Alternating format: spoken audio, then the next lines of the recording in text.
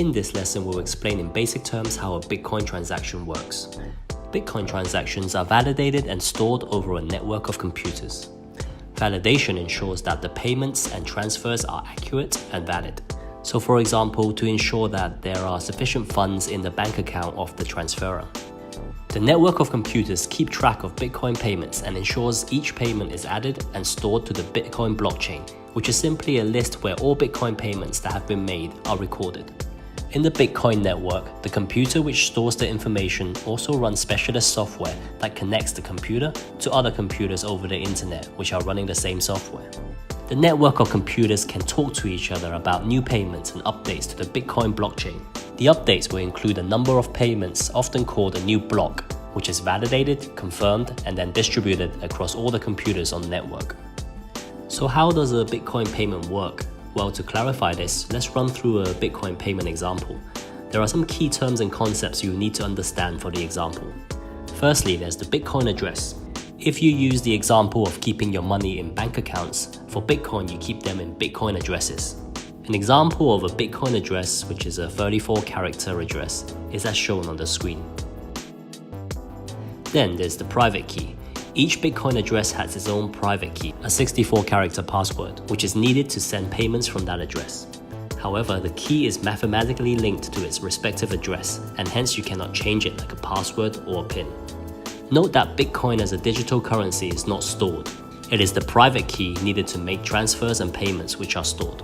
This is why copying a wallet does not double the Bitcoins you own, because in essence, you just have 2 copies of the key, which allows you to access the same amount of Bitcoins in the wallet. Bitcoins are stored in Bitcoin wallets, which are applications that manage these addresses, balances, keys, and payment transactions. Bitcoin wallets let you create a Bitcoin addresses and the associated key using software to receive incoming transactions and make outgoing payments. No third-party authority like a bank is required to give you the wallet and the key. So now, using all the concepts outlined here, let's have a look at the Bitcoin transaction. In our example, A wants to buy a MacBook from B, and they both agree to make and accept the payment in Bitcoin. A Bitcoin wallet is used for receipt and payment of Bitcoin. A uses his wallet to pay into B's Bitcoin wallet. The wallet consists of a collection of Bitcoin addresses and private keys controlled by software. B would provide her Bitcoin address to A, who can then log onto his wallet, say over his phone, to initiate the transaction. The Bitcoin amount required is entered, together with the payment fee required for the mining. To simply explain the concept of mining here, the transaction is confirmed on the Bitcoin blockchain by miners, who would verify the transaction for a small mining fee. Once confirmed, A would have successfully transferred the Bitcoin to B for the purchase of the MacBook.